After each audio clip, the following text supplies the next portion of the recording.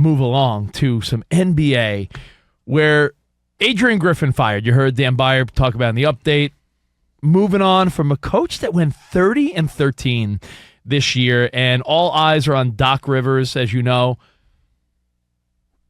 Celtics, Sixers, Clippers. Doc Rivers, been around the world in I. Doc Rivers might be the guy. But here's the question I got for you. When it comes to work, marriages, relationships, anything, is there anything more tricky than navigating leaving the good for great? The answer is yes. To rock a rhyme, that's right on time.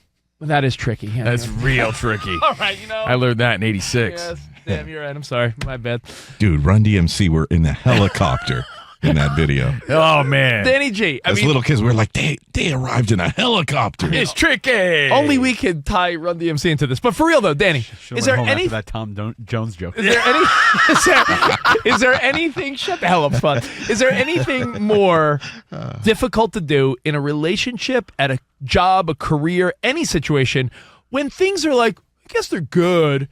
Because it's so many people love complacency and it's good enough. It's good okay. Is whack. I get it if you want great, but a lot of times you're looking for great and it's not out there. Like what you had was good enough and you just needed to give it a little TLC. I've said it many times. I mean, what about women that left you or women that left me? They probably thought something was better.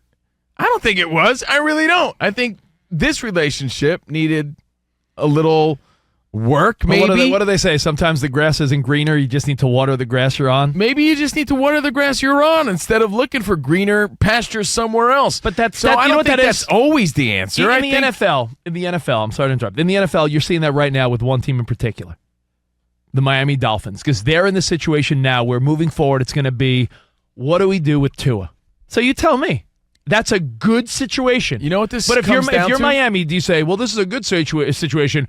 We want greatness? Because the Milwaukee Bucks. There must be something more. Like someone's not vibing, a key player not vibing with Adrien Griffin because they're still playing well. They got the second best record in the NBA, only second to Boston, who's 34-10. They're 30-13.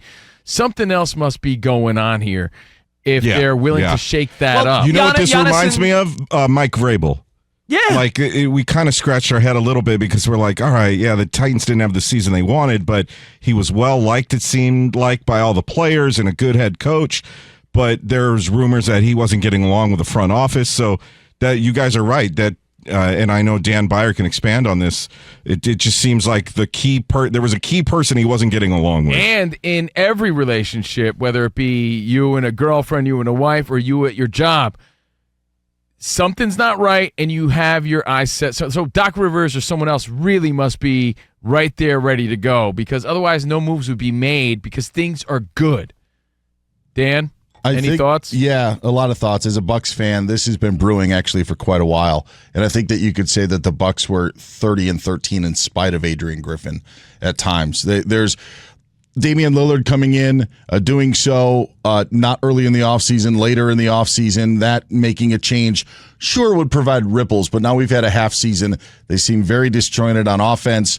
They were a great defensive team last year. They are anything but this year, despite having a lot of similar pieces. You lose Drew Holiday, who was a great defender. You had Dame, who really doesn't play defense, but still, you have a lot of pieces.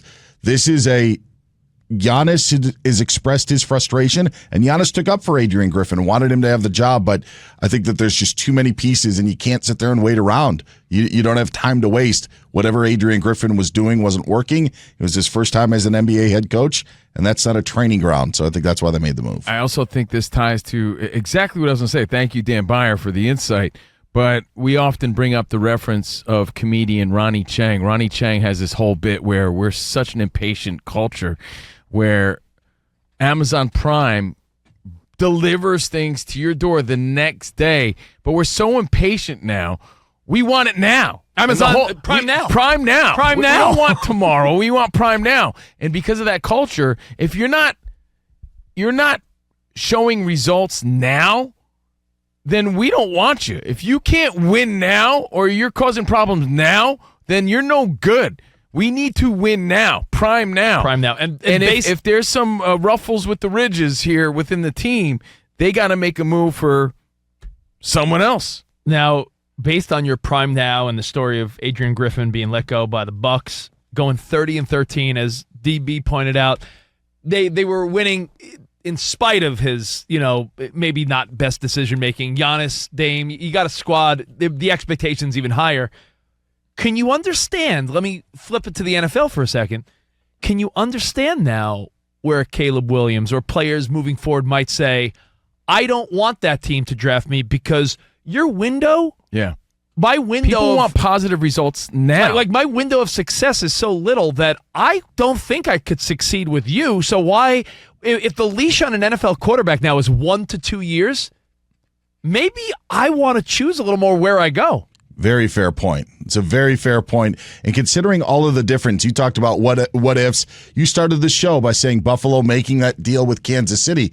I think Patrick Mahomes is a different quarterback if he's in any other building outside of Kansas City. It's such a perfect marriage with Andy Reid and what they had there. So to your point then now about moving forward, when these guys, and we're talking top picks here. We're not talking late first rounders only getting 2 years. We've seen it.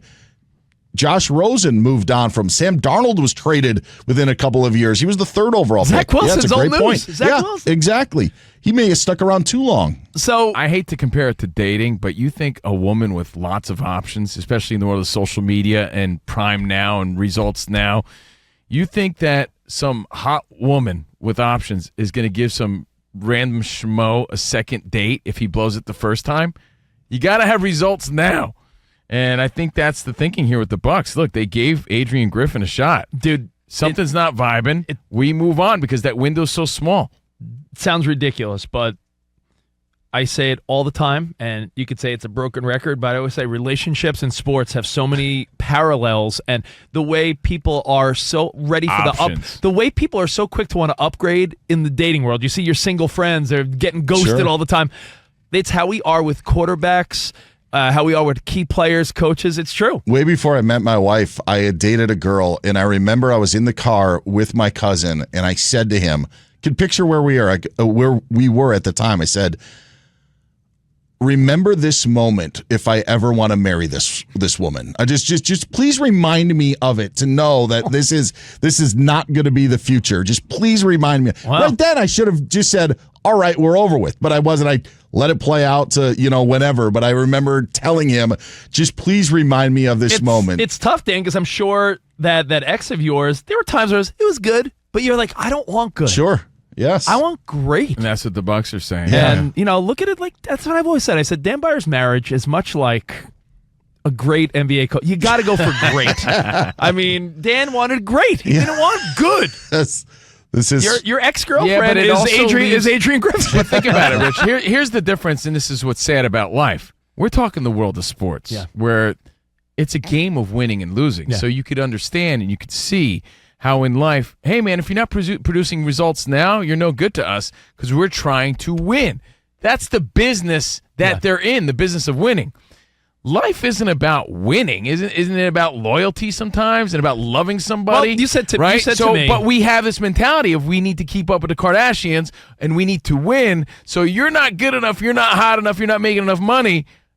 I'm waiting for the guy that is. That's not how life should work. Unfortunately, it seems to be how it's going. I mean, there's a clear difference, but there's not. I mean, you always say that I love to talk about your divorce. You do. You're the league leader. So I'll bring it up again. When you were going through that, I remember you saying there is a sense of, and you can compare it to sports, when do you give up? Because could it be like, hey, if we just tried a little harder? Can you say that about any sporting event, team, marriage, anything? Like, we called it quits. No, I say that about when someone's doing CPR. How do you know when one more little exactly? How do you know when it's done? I say that about art. How do you know like one more happy tree wouldn't have made it better? How do you know it's done? Bob Ross shocked me every time. How do you know? You guys mentioned the Dolphins. The Cowboys, I think, feel the same way about Mike McCarthy. So yeah, and you know what? I think in this moment, Jerry Jones said, listen, we got a guy that went 12-5 3 years in a row. He won 12 games 3 years in a row. Not good enough. But he is saying he'd be making an emotional, like, he'd be trying to upgrade for no good reason, I think, at this point. Unless you know you have someone in there that's going to make a difference right away, McCarthy's still probably your best option. And the reason this is a discussion here on Fox Sports Radio is because, again, they're 30-13. Obviously, they've had their problems like Dan broke down for you, but they're in second place with the second best record in the Eastern Conference. Yet they're making moves. They're shooting for greatness. Yeah. I don't fault them because this is sports. And I'm not saying that people should settle in life. We're not pilgrims, right? We don't have buckles on our shoes. We're not settling. But there's something to be said about, like, you're not trying to be in a constant competition with the Joneses, are you? Are you always going to look for the upgrade? Are you ever going to be content? It's a sad way to live because you'll never be happy. Look at the other Bucks, not the Milwaukee Bucks, the Tampa Bay Bucks, the Buccaneers. Okay. They made it to the playoffs playing one game over 500. Baker won a playoff game, lost the next one to a better team in the Lions. Is Baker good enough? Like, one can make the argument that, well, should the Bucks keep their eyes open? You ever see when they talk about, if given the opportunity to have the number one pick, what teams would say not interested? And I've heard like Colin do things like that, and he's like, other than Josh Allen, Patrick Mahomes, and Lamar Jackson, like every other 29 team should always keep their ears and eyes open because everyone wants the upgrade. And again, someone else's trash could be your treasure. All the same little cliches and analogies work all over the place, right?